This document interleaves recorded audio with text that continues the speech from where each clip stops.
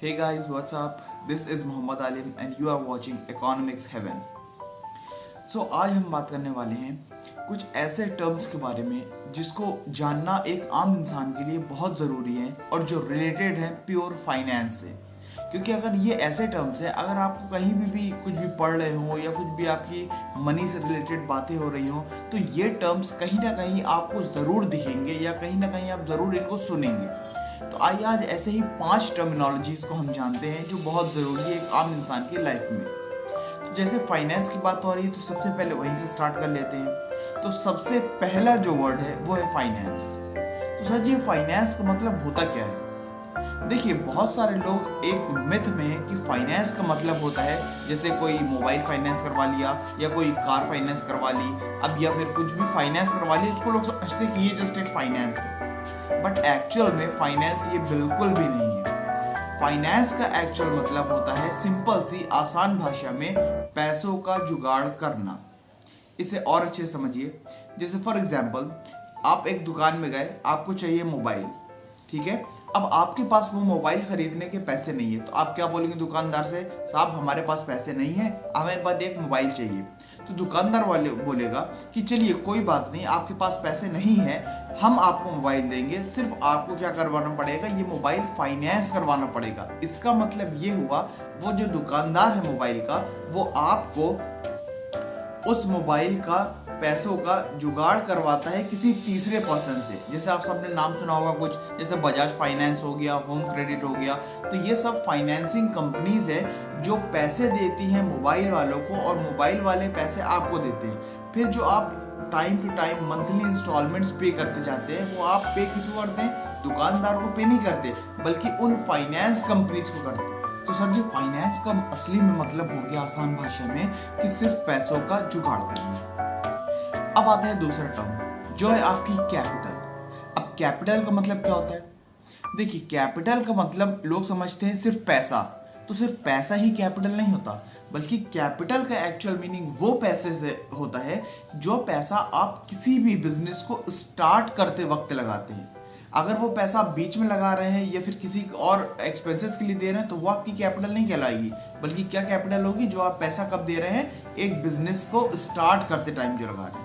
अब बेसिकली ये कैपिटल दो टाइप की होती है। एक होती है आपकी फिक्स्ड कैपिटल और दूसरी होती है आपकी वर्किंग कैपिटल। अब फिक्स्ड कैपिटल क्या होती है? फिक्स्ड कैपिटल वो कैपिटल होती है जो पूरे साल यानी कि एक पूरे अकाउंटिंग पीरियड में जो सेम रहती है। सिर्फ 2 रीजंस की वजह से वो चेंज होती है। पहली कब से?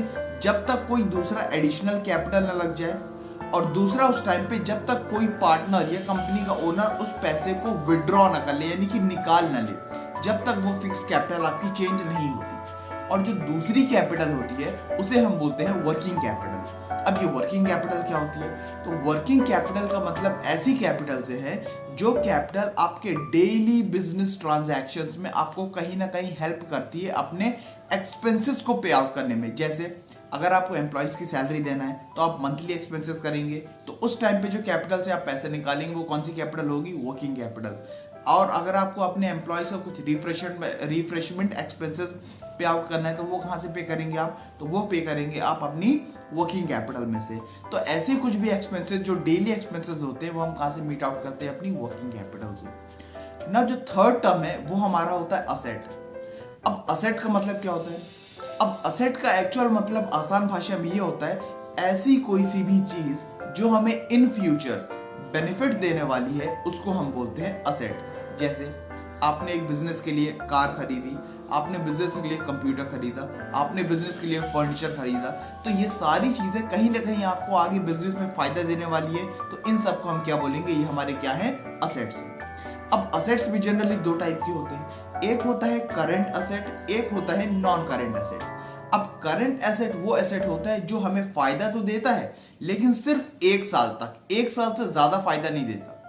और नॉन करंट एसेट क्या होता है? नॉन करंट एसेट का मतलब होता है ऐसे एसेट्स जो हमें 1 साल के बाद तक भी फायदा देते हैं। Example, building.